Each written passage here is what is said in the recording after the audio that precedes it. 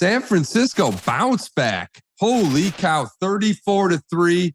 They needed this game. They're healthy. They look good. I thought it was a myth the last 3 games, man. And I think we're proven true.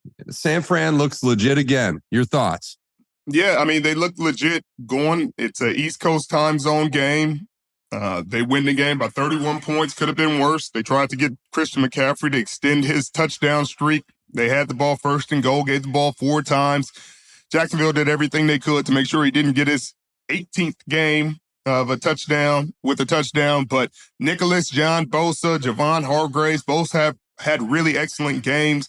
Eric Armstead had another good game. George Kittle, 3 catches for 116 yards and a touchdown, looked really dynamic. It's always nice to see him come back to life and see him get his touches. Brock Purdy, 296 yards, 19 completions, 3 touchdowns, 148.9 passer rating. I mean, what more can you ask for? You know what you can ask for, Mitchell? A Fred Warner interception, a Talanoa Hufanga interception, and a Trevor Lawrence, again, looking pedestrian.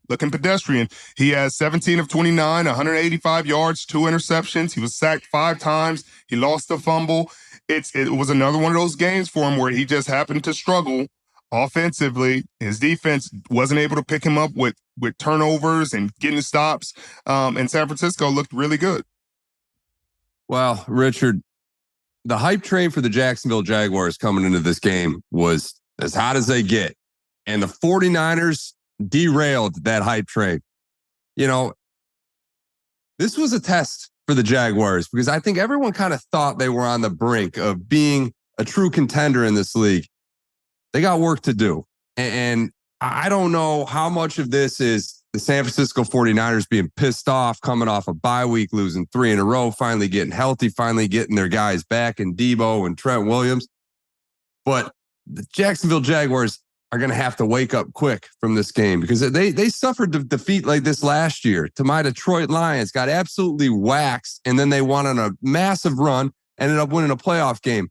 Let's see if they can regroup going forward. But for the San Francisco 49ers, this tells me that this team right here, they are who we thought they were during the first month and a half of this season. They are a true 1 seed. I believe they can take out the Eagles with relative ease if they are healthy. That is the key word, if they are healthy. But Richard, this defense got back. Chase Young got a sack. You know, Nicholas John Bosa, a sack and a half. Your thoughts, once this defensive line gets truly clicking, what is the limit for this defense? And Richard, one caveat to this before you start. I didn't trust this team coming into this week. I had them on my fantasy roster, the defense. And guess who I started instead of them? The Las Vegas Raiders. So clearly I was not a believer coming into this week. What's going on with you? Mitchell, that's disappointing. But they also got Trent Williams back. Trent Williams came back, played a really good game. He wasn't sure if he'd play. He went up to Kyle Shanahan and said, I got to get out there for my guys. He fought to play. He went out there. He played a very solid game, made some huge blocks to free up Christian McCaffrey on some of those runs. Christian McCaffrey had 95 yards on 16 carries, 6 receptions for 47 yards, but never got in that end zone. But you just saw Deebo Samuel was able to come back, make a huge impact. Brandon Ayuk needs more targets. He needs more targets because he's always open. He's always making these big catches. He just needs the ball more. They found him early, first drive of the game for a touchdown. Brock Purdy throwing it across his body, ill-advised, but it was a touchdown, so we're going to accept it. But, I mean, you got to talk about Purdy. He's having a really good season, 15 touchdowns, only 5 interceptions. And he had those rough games, those rough couple games that we talked about. You know, everybody criticized him, said he's coming back to earth. This is the guy that he was at Iowa State. But this game shows, no, he is still the guy that he's been his first couple of years, the guy who's won a lot of football games. And I think this team is going to have momentum going forward. I look forward to seeing that.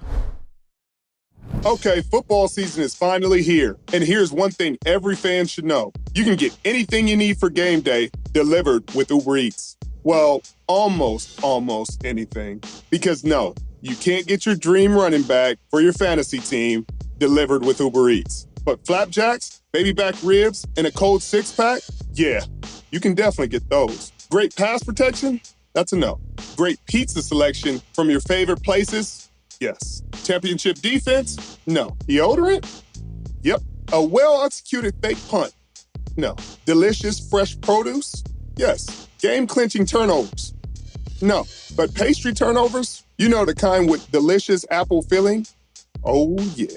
Because that's groceries. And get those delivered with Uber Eats, too, along with food from your favorite restaurants and other essentials. And the best part? You can get it all without missing a second of action on your TV. So this football season, stay planted on your couch and get anything, well, almost anything you need for game day by ordering on the Uber Eats app. Uber Eats, the official on-demand delivery partner of the NFL. Order now. Alcohol in selected markets. Product availability may vary by region. See app for details. Do we have a rookie MVP candidate on our hands here? Mitchell, unless you're watching some other game on some other planet, we definitely do. CJ Stroud is in the MVP conversation. This Houston Texans team was supposed to be a bottom of the league roster, rebuilding, supposed to be a couple of years away, a couple playmakers away. But no, they are here right now. Cincinnati has been playing as good as anybody. They were coming off a huge win. Joe Burrow has been playing as well as anybody, and they humbled him today. They humbled him. CJ Stroud was 23 of 39 for 356 yards, a touchdown, had a costly interception late that almost turned this game around. But DeMeco Ryan, he has to be in the conversation for Coach of the Year. He has this team playing well offensively and defensively. They're competing. They're scrappy. The pass rush is getting home. Joe Burrow did still have 27 for 347 and 2 touchdowns, but those 2 interceptions caused by a lot of pressure.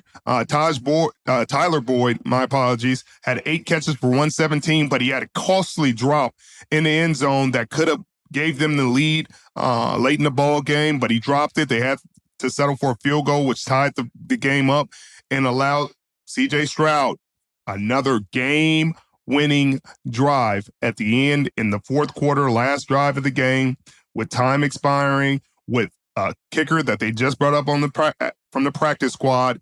You got to give them a lot of credit. But CJ Stroud, 826 passing yards over the last 2 games, the second most by a rookie quarterback behind killer Cam Newton.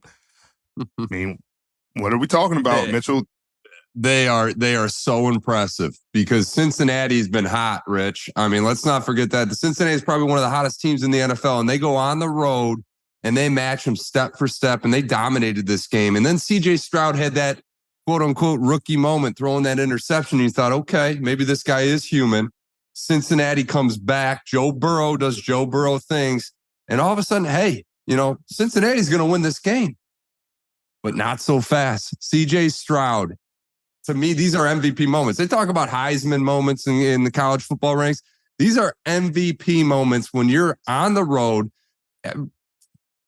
He's ushering a very young team, trying to make a playoff run right now, by the way, Rich. That's another thing that's going unnoticed. The Houston Texans are going to be firmly in this playoff conversation the rest of the way. And I can almost promise you no team wants to play him because CJ Stroud has shown that he can put up a lot of points and points in bunches. 356 pass yards, Rich. That is unheard of. And again, it goes back to our conversation last week. The Carolina Panthers, you were there on Thursday night. They have, I know they're going to say all the right things. The coach speak, the GM speak. They're going to say all the right things to protect their young buck and Bryce Young. But I'm sorry. You cannot convince me that they did not make a mistake. This CJ Stroud kid looks beyond legitimate, and he's doing it with weapons. Richard, he's doing it with Tank Dell, right? He's doing it with Noah Brown, career day. Nico Collins.